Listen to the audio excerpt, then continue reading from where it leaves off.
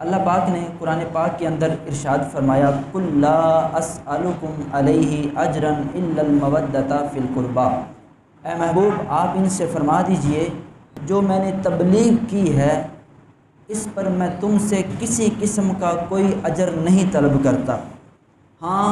اتنا میرا مطالبہ ہے کہ تم میری آل سے پیار کرو۔ اس آیہ کریمہ کے پس منظر کو ہم دیکھیں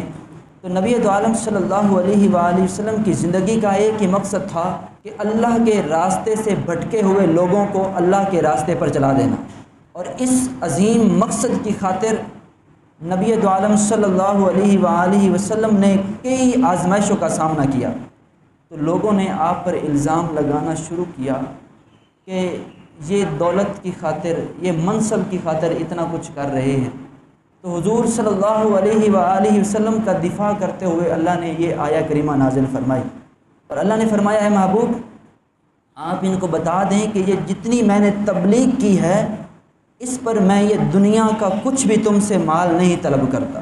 اتنی میری خواہش ہے کہ تم میرے گھر والوں سے، میری آل سے تم پیار کرو۔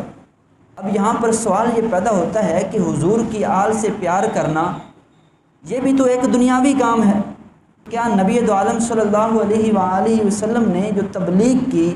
اس تبلیغ کے اوپر اپنے گھر والوں سے جو محبت کا مطالبہ کیا کہ میرے گھر والوں سے پیار کیا جائے، کیا یہ اس تبلیغ کا بدلہ تھا؟ یہ ذہن میں آتا ہے لیکن حقیقت اس کے برعکس ہے۔ تو حضور کا اپنے گھر والوں سے محبت کا مطالبہ کرنا یہ کسی تبلیغ کے بدلے میں نہیں تھا بلکہ امت کی بھلائی کے لیے تھا، یہ دعویٰ ہے، اور اس دعوے کے اوپر کئی احادیث جو ہے وہ موجود ہیں۔ تو اس کے اوپر چند ایک میں آپ کے سامنے حدیثیں جو ہے وہ ذکر کرنے کی کوشش کرتا ہوں۔ دعویٰ کیا ہے؟ نبی دو عالم صلی اللہ علیہ وآلہ وسلم نے اپنی آل سے محبت کا جو مطالبہ کیا ہے یہ اپنے کسی ذاتی مقصد کی خاطر نہیں بلکہ امت کی بھلائی کے لیے کیا ہے۔ اس دعوے کے اوپر پہلی حدیث پاک نبی دو عالم صلی اللہ علیہ وآلہ وسلم نے ارشاد فرمایا مثل اہل بیتی فیکم مثل سفینۃ نوح من قومہ من رکبها نجا ومن تخلف عنها غرق۔ نبی دو عالم صلی اللہ علیہ وآلہ وسلم نے فرمایا تم میں میرے گھر والوں کی مثال کشتی نوح کی طرح ہے کہ جو اس کشتی میں سوار ہوا تھا وہ نجات پا گیا تھا، اور جو اس کشتی میں سوار نہیں ہوا وہ پانی میں ڈوب گیا تھا۔ میری آل تم میں کشتی نوح کی طرح ہے، جو اس کے دامن سے وابستہ رہے گی، جو اس سے پیار کرے گی، جو جس کے دل کے اندر میری آل کی محبت ہوگی وہ نجات پا جائے گا، وہ دنیا کے فتنوں سے محفوظ رہے گا اور اللہ پاک کا محبوب بندہ بن جائے گا۔ دوسری دلیل نبی دو عالم صلی اللہ علیہ وآلہ وسلم نے فرمایا میری آل سے محبت کرنا یہ 7 ایسے ہولناک مقام کہ جن پر بندے کو مددگار کی بڑی ضرورت ہوتی ہے،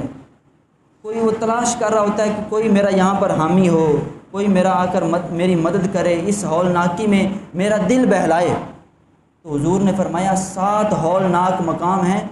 جہاں پر میری آل کی محبت بندے کو فائدہ دیتی ہے، اور وہ 7 مقام کون سے ہیں؟ پیارے آقا صلی اللہ علیہ وآلہ وسلم نے فرمایا میری اور میرے گھر والوں کی محبت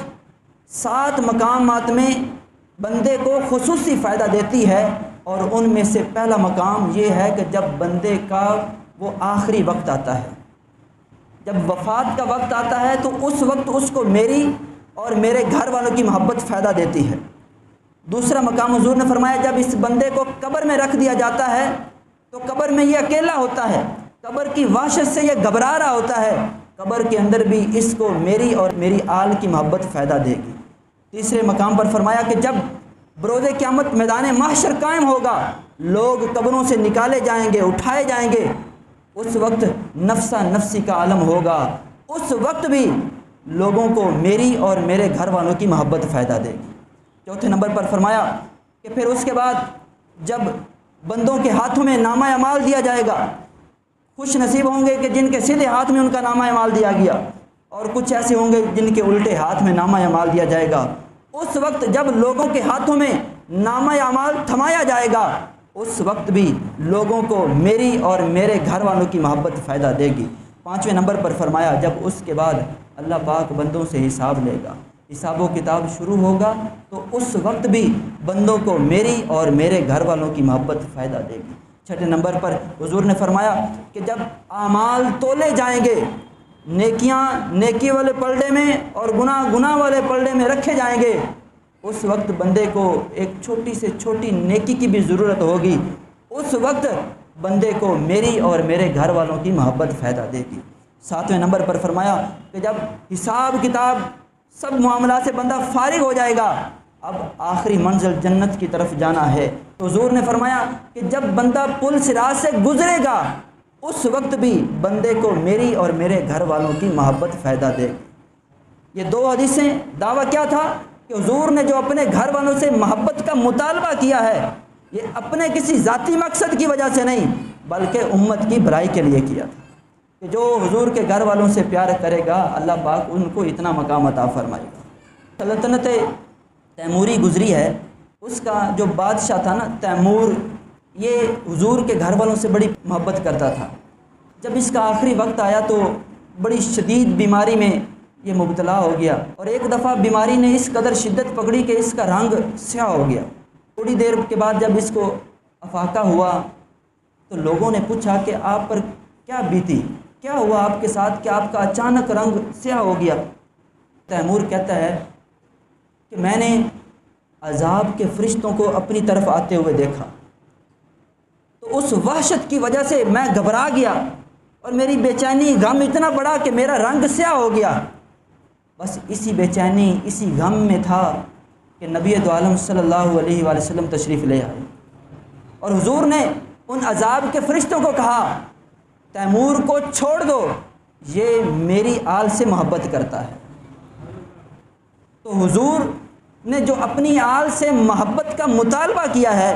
یہ اپنے ذاتی مقصد کی وجہ سے نہیں، ہم گناہ گاروں کی بخشش کے لیے کیا ہے۔ آل رسول سے پیار کرنا یہ مومن کی نشانی ہے، یہ ایمان کی نشانی ہے۔ حضور نے اس حدیث پاک کے اندر اس بات کی ترجمانی فرمائی، اور ایک مقام پر قاضی ایاز مالکی نے ایک بڑی پیاری کتاب الشفاء شریف لکھی، اس کے اندر آپ نبی دو عالم صلی اللہ علیہ وآلہ وسلم کا فرمان لکھتے ہیں کہ نبی دو عالم صلی اللہ علیہ وآلہ وسلم نے فرمایا آل محمد کی پہچان دوزخ سے نجات دیتی ہے۔ جس بندے کو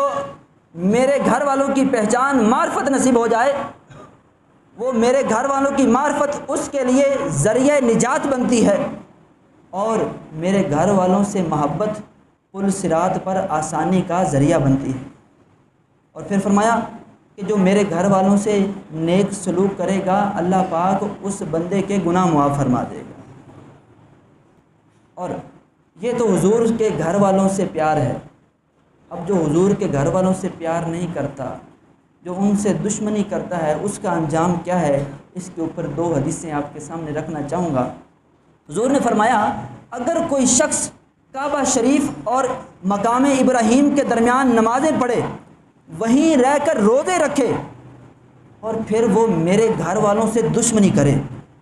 اور اسی حالت میں مر جائے، وہ پکا جہنمی ہے۔ دوسری حدیث پاک پیارے آقا صلی اللہ علیہ وآلہ وسلم نے فرمایا من احب الحسن والحسین فقد احبنی، جس نے حسن و حسین سے پیار کیا اس نے مجھ سے پیار کیا، ومن ابغضہما فقد ابغضنی، جس نے ان دونوں سے بغض رکھا اس نے مجھ سے بغض رکھا۔ تو دعویٰ کیا تھا شروع میں، جس کے اوپر پوری آپ کے سامنے گفتگو احادیث کی روشنی میں کی، کہ حضور نے جو اپنے گھر والوں سے محبت کا مطالبہ کیا ہے، قل لا اسألکم علیہ اجرا الا المودۃ فی القربى، یہ اپنے کسی ذاتی مقصد کی وجہ سے نہیں، کسی ذاتی کام پر بدلے کی وجہ سے نہیں، بلکہ ہم گناہ گار امتیوں کی بھلائی کے لیے ہے۔